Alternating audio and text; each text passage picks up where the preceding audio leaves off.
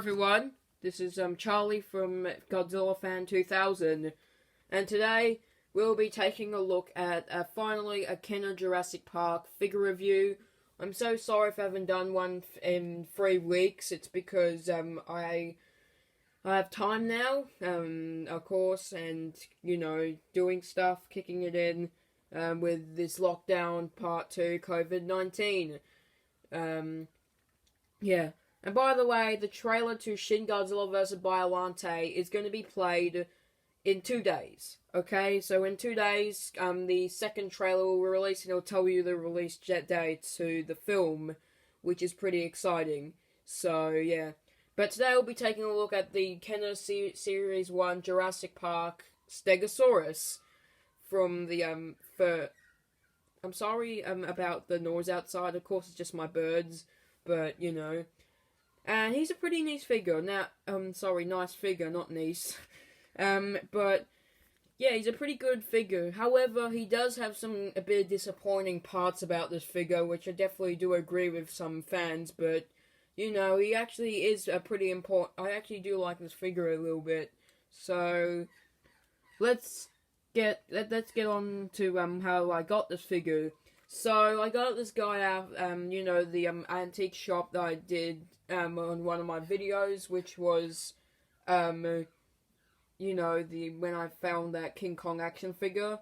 That was the antique place that I got this guy. I found him for $12, and it was a really good price. I got him for $12, and it comes with the skin, which is that was a very good deal. I couldn't pass that on for this figure for $12 in the cabinet. Well, it's just that was an amazing deal with him with the skin. But and I do agree with some fans that he is a bit weird looking, which he actually is a bit weird. Like, if you can tell by the face here, the face looks nothing like a stegosaurus, as you can tell. Looks a bit weird. Looks like a human face, which was very weird. You can make him like, "Hello, my name's Jeff the Stegosaurus." His face just looks a bit weird. Like, his face does not look like a stegosaurus. It looks a bit humanoid, which is very strange. But which anyway, it don't really matter. And you can see he's kind of wearing off paint by the spines, which I know this figure does have a bit of on the spines, and it's a bit out of paint, which mine just came with that. Again, he's a rubber dinosaur, really rubbery.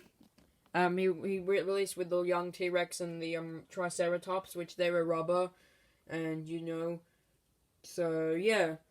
Now let's look at the articulation, which he doesn't have any articulation, which of course, he's just a rubber dinosaur. That's pretty much all he is. By the way, the legs don't move as well, but yeah. jp07 on his leg, so he's the 7th figure.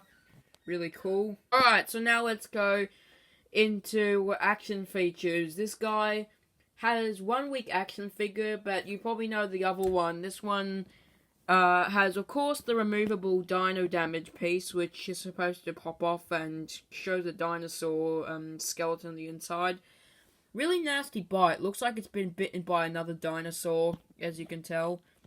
I can't do this with one hand. This one was hard to get in for me. I had to try and... there we go. But there's this piece here that there's some kind of you can see you're supposed to take it out like that, which is how it's supposed to come out. But yeah. Okay, so his final action feature, which is pretty annoying, is that he goes like this, which is basically supposed to make some kind of tail strike, but it's pretty weak. Has to be the weakest action feature on the Jurassic Park Kenner figure. Here, let me just like that. Yeah. This one's really weak. I mean that action feature's pretty weak, in my opinion, but, he's an alright figure. Definitely highly recommend him for any collection, because this is the first ever Stegosaurus figure. I mean, come on. How could you not like this figure? Because this was the first ever stegosaurus in the Jurassic Park toy line. But anyway, he's really cool. He's worth checking out. Here's him with a real Ghostbusters action figure. I know I have him. I think this is not P. I think this is Winston Xenomorph. Correct me in the comment section. I'm actually not too sure. I forget those Ghostbusters names are really hard, but here's him compared to the Stegosaurus. He again is a Kenner figure, by the way. So yeah, prices you have to. I got mine for 12, and you guys need to find him for a pretty decent price. I mean, he's not that expensive, and he's around. I would say he's under around $20. Like, he's a bit cheap. $20. If you actually find this figure, by the way, he sells cheap if he doesn't have the damage. By the way, which you guys probably can tell, he sells really cheap if he doesn't have the damage. If he does have the damage, it kind of goes for an expensive price. And in the box, he'll cost around $100 because, you know, it's 1993 and it's vintage in the box, so he will go for $100 in the box. And I'm glad that I got mine for a bit cheaper than others. Like, I got this one for only $12, and I think most people got theirs for like $60 or maybe $20 or $30. But I got mine for $12, which that's a ridiculous, not a ridiculous price, but a really cheap price for this action figure. I mean, he is worth getting. He's kind of nice. I mean, the Stegosaurus didn't appear in the first Jurassic Park movie and will be shown in The Lost World. But anyway, still worth checking out. I'm not too sure if this guy was repainted, but that's pretty much it. See you guys next time and subscribe. Bye. See you, G fans.